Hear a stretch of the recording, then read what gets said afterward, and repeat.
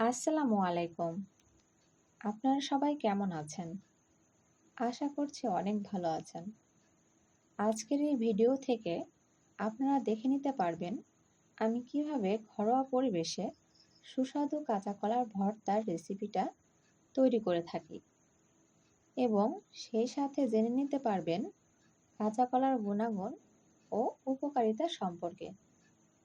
তো দেখে নিতে থাকুন স্ক্রিনে দেওয়া নিয়মে কাঁচা কলা ভর্তার রেসিপি এবং জেনে নিতে থাকুন এর উপকারিতা সম্পর্কে। কাঁচা কলা আমাদের খুব পরিচিত একটি ফল, সেই সঙ্গে এটি একটি সহজলভ্য ও পুষ্টিগুণেও ভরপুর। সবজি হিসেবে আপনারা রাখতে পারেন খাদ্য তালিকায় কাঁচা কলা। ওজন কমাতে চাইলে খাদ্য তালিকায় রাখুন কাঁচা কলা। কাঁচা কলার ফাইবার অনেকটা সময় পেট ভরিয়ে রাখে। এটি আঁশযুক্ত হওয়ায় তা মেদ কমাতেও সাহায্য করে। রক্তে শর্করা নিয়ন্ত্রণের জন্যও কাঁচা কলা উপকারী।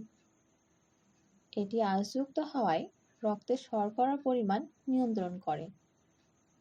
ভিটামিন B6 গ্লুকোজ নিয়ন্ত্রণ করে টাইপ 2 ডায়াবেটিস প্রতিরোধ করতে সাহায্য করে। পাকা কলার মতো কাঁচা কলাতেও প্রচুর পরিমাণে পটাশিয়াম রয়েছে। বিভিন্ন গবেষণায় দাবি করা হয়েছে প্রতিদিন 4700 মিলিগ্রাম পটাশিয়াম গ্রহণে হৃদরোগের ঝুঁকি হ্রাস পায়। তবে পটাশিয়াম সবার জন্য নিরাপদ নয়।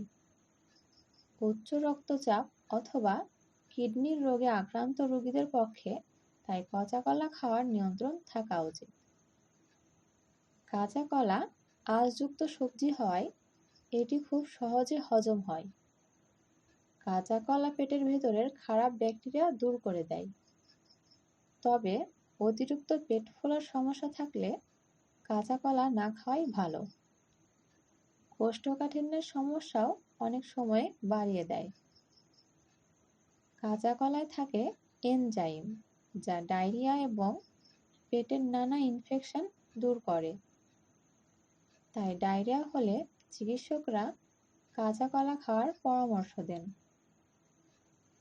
আজকের ভিডিওটি ভালো লাগলে অবশ্যই কমেন্ট করে জানাবেন। ভালো লেগে থাকলে পেজটিকে ফলো করে উৎসাহিত করবেন। আর অবশ্যই কাঁচা কলার এই রেসিপিটি একবার হলেও ট্রাই করবেন। আল্লাহ হাফেজ।